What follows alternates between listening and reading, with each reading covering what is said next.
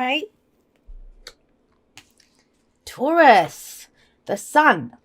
So the sun is all about the potential for great happiness. Now I said it's a cloud of illumination, right? And think about that. When you go out, I don't know, into your garden and it's noon and the sun is high in the sky, you can see every blade of grass clearly, right? This is about everything being revealed. Everyone lays their cards out on the table. It's that kind of energy, no pun intended. I'm going to come back to that in just a moment. I just want to talk about the moon for a moment because that's the past or the foundation here. This is also a card of illumination, and yet it illuminates something completely different. It's more about what is not seen rather than what is seen in this. So think about it. You go out into the same garden and the moon, even if it's a full moon and it's high in the sky, you can't see everything clearly. There's shadows everywhere. Might be your own backyard, but it's still frightening. There's shadows out there. You don't know what's in the shadows. And so when the moon comes up, we can't fully trust what we're seeing because it's not like the sun where everything's revealed. We can't fully trust what's seeing. It can be secrets. But the main energy of this card is what is in the shadows. Now, people might say, I don't know. I can't see what's in the shadows. But you can bet that you will come up with a million different reasons of why not to go out in the garden or not to walk down that street where there's too many shadows. There could be a wild dog. There could be someone waiting to attack me. There could be something there that I could trip up on. All of this kind of stuff. Now, when the moon comes up, we go slowly because we don't see things clearly and we're afraid. This is fears. This is doubts. And so it feels like you've been working through a lot of this coming up as the foundation, right? A lot of shadow work. You might have had to confront a lot of your fears. There may have been secrets that have come up that, have confirmed your fears, or those are what you feared anyway. But there's a shift in that now. Right now, this week, we have the sun coming up. So the sun this always serves us because when we looked at our fears and doubts, we looked at everything. Now there's clarity. Now we see the potential for great happiness. Now we see how we're going to go forward. And I always remind everyone, you are the sun in the solar system of your life. So what does the sun do? The sun is life-giving energy. For some of you, you've been wandering around in the shadows for a while now. This is you're out in the sunlight. Now, I always say this, it can be very blinding. When someone turns the lights on, it can be blinding for a moment. So you don't know what, you can't see clearly because the lights have come on suddenly and you've been in the dark for so long. But this is about creation. It's about creative energy, creating that beautiful future that you want. Because like I said, you're the sun. Whatever the sun shines on, it gives life to it. What are you giving life to? What are you giving life to? And it kind of feels, just want to say this, especially with the moon coming up as a past energy, you're coming out of a place or a phase where it just felt like nothing's ever going to grow here again. It's always going to be dark. The sun's never going to come out. There's always going to be, I just don't know. I don't know. And this is like, wow, okay, I see a path forward now. I see what I can grow here. I see what new projects. The sun is sometimes seen as the card for like children because you see this mother with her child there. It's growing something new. You see these beautiful sunflowers here. It's innocent. It's childlike energy. It's joy. It's joy returning, which, when you come out of the moon energy, that can be hard to fathom. What would be your first reaction? It is your reaction. It is the Seven of Cups, which is, this is too good to be true. I get that. That's why I went that way around. You can see that, right? If you've been in the dark and suddenly the lights come on, first of all, you can't see things clearly anyway. So even though the lights are now on, you're second guessing. I've been creeping around. I've been trying to figure out where everything is. And now the lights are on and this feels too good to be true. So you may be doing that with the Seven of Cups. You may doubt what it is that you know. But what does the Seven of Cups tell us to do? Sevens are always about re-evaluating. It's where we reassess, reevaluate, figure out if this is what are we doing? Where are we taking this? We started off with the ace. We got two. I always see the ace to the 4 as the foundation. Then from the 4 to the 7, it's the work that we're putting in, the changes that we create. 7 is where we stop and have a look and think, okay, well, where's this going? Is it headed in the right direction? Are we still on course? And the 7 of Cups is now telling you to consider your options. Do they still make you happy? This path that you've been on, this cycle that you've been on, does it still make you happy? Which dream is worth pursuing? Which dream isn't? Because it's one thing following a dream in the shadows where our fears and doubts are speaking up. But now, because we see the potential for what can be created, the options that you have available to you, are they still viable? So the Seven of Cups is that. It's about discerning what is fantasy, what is illusion, and which is a dream worth pursuing. Now, what's the difference there? Fantasy and illusion is bullshit, and we know it is. Whereas when we know which is a dream worth pursuing, that becomes our goal. That becomes our mission. That's what's going to get us out of bed in the morning. That's what gets us to act. And that's the difference of the Seven of Cups. Is it just all fluff and talk? And I mean, have a look at her. She's riding a bloody dragon over a rainbow that's coming out of a cup. It's not very practical, right? So it can be that, you know, what is worth pursuing here? What is just fantasy and fluff? What is real?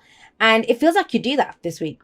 And beautiful. I love this, the Sun here and the Page of Pentacles, because if this is about what you can grow now, the potential for great happiness, how you can move forward, how there's sunlight everywhere, right? If you have that, then obviously it stands to reason the Page of Pentacles comes in, because I see the Page of Pentacles as very similar to the Ace of Pentacles. And the Ace of Pentacles actually, for me, is the minor arcana energy of the Sun, the potential in that seed. What seed are you going to plant now? That's why it's so important to know where you're trying to go, what you're trying to build out of this. I can't stress this enough, Taurus, especially if you start off the week and you're not quite sure. You have come out of that dark phase. Now, there will always be dark phases, you know. The light, it's like day and night, right? There's always going to be day. There's always going to be night. But you are moving into this kind of place of daylight, of light, of potential, of happiness, of building something, of growing something. Not just fumbling around in the darkness, which is what's been happening. But what is it that you want to grow? And I always see that pentacles, they can be like that seed, right? You can plant a tiny little seed, but that seed has the potential to grow into something, a tree even. Out of something tiny, you can grow a whole tree. So the Page of Pentacles is starting small. It is starting small. But whatever it is that you're trying to create, this is the week to get the ball rolling. To get the ball rolling. Now, the thing is, when we see the potential, when we realize I want to grow this, I want to create this, the biggest, and I can tell you this as a reader, someone who's been reading for other people since 1996, I can tell you this. It's the biggest pitfall and it's the biggest disservice that I think the tarot does for people too, is when people come to the tarot to get a guarantee. Where is this going? What's going to come of this? That's not the point of this. The point of your reading is, what's your vision? What do you see? What's the potential here that you see? And what action are you taking? What are you doing? What seeds are you sowing to get that to happen? I mean, the Page of Pentacles is the student. Some of you might think about studying something, right? The Page of Pentacles, I always see it as someone who they commit. I'm committing to put in the work to get this done. And I'm going to take the first steps now. That's the Page of Pentacles. It's the initial steps that we take to create this. And it's beautiful. It is beautiful. But it could kind of throw you off a little bit. God, I hope no one's throwing up. But, you know, it could throw you off a little bit with this. It's too good to be true because of the contrast. You see it here. Night and day. And it is night or day difference. And it's like, seriously, have I just lost my mind? Trust me, there's a few of us that have felt insane this past week. But with the Page of Pentacles come out, you can do something. There's some action that can be taken. Very practical steps. Pentacles always things that we can see, feel, and touch. Where does that lead once you start there? It sets you off in a whole different direction. We have the Knight of Wands coming in here. Let's talk about, I haven't really talked about the signs at all. We have Leo. We have Pisces. We have fire energy here. Aries, Leo, Sagittarius. But remember, what do I always say? The signs don't own the cards. They just lend their characteristics to it. Or to the cards, right? And so the Knight of Wands is someone who is the adventurer, is the explorer. Wants to go in a new direction, wants to go and experience something new. He's all about the experience. He doesn't care where it's going to end up. He doesn't care where it's going. He just wants to enjoy what he's doing now. He wants to, you know, get something out of his experience. Very kind of Sagittarian energy, and we are in Sagittarius season. But think about it. If you told him about a dream, if he saw a vision, he's going to go for it. The Knight of Wands is the person who goes for it. He's very fast moving. I often think the Knight of Swords is a little bit faster than Knight of Wands, but he's up there. He's quite fast as well. This is slow energy. Slow energy. But it kind of feels like once you get that ball moving, it picks up and it has the opportunity to go very quickly, if that's what you want. It's about picking your dream though, right? And taking steps towards that. What's your advice? Your advice is the Four of Wands. And the Four of, I mean, at a very mundane level, the Four of Wands can be a house move, a job move. But I kind of feel what it's telling you here is all of this, the soul searching, the shadow work, the fears and looking at the fears and doubts, you know, whatever, you might have been working on something in secret, whatever it is, it's given you a solid foundation. That's what the Four of Wands says. The Four of Wands tells you you have a solid foundation here. It comes from this, comes right out of this. So when we get to here, it says, first of all, be grateful for how far you've come. Appreciate this, celebrate the foundation, celebrate what you've been through. And I know it's hard. You know, some people are like, well, I want to get going. I want to do something else. No. First of all, gratitude, appreciation for how far you've come and what you've learned from that. It's given you a very solid foundation. The Four of Wands always says that. And fours are always about pausing. Take a pause here now. Appreciate how far you've come. Some of you from this, I mean, because this is the advice of how to get to that future. You might decide to take a pause from whatever it's trying to build by going traveling, going on vacation. The Knight of Wands is that kind of, it can be literally traveling, right? A dream destination. That's kind of what's coming up for some people. Very mundane messages though. I'd like to read the energies. But if I see a specific message, I will give it. But with the moon coming up here, it's whatever you went through here. And I know this was hard. This dark night of the soul energy, right? It's given you a solid foundation. Now from this, it's like, what do we do next? What's the plan? How do we act? And think about it. If you have a solid foundation, you've got a solid, a stable basis on which to build. So it doesn't matter so much. Because the problem with the Page and the Knight of Pentacles a little bit, they want guarantees of where they're going. That's why they take a lot of time looking at the fine print, figuring out the details. What next step should I take?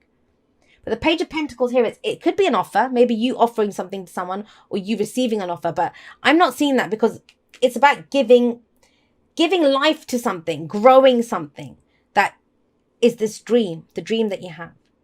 And that's what, then you have that Knight of Wands, go for it energy, new experience. With the Knight of Wands, it's never doing the same thing again. It's that if you keep doing what you did, you're going to keep getting what you got. So let's go for a brand new experience. If you want a brand new experience, if you want to have a different experience in your life, then you have to do different things, right? Thank you so much to everyone that's been there with me. Whether this is the first video that you're ever watching of mine, or whether you've been there with me from before YouTube was even a thing in the Aquarian Insight world, because I've had my website for quite a few years now. Some of you followed me on there when that was all that I was doing.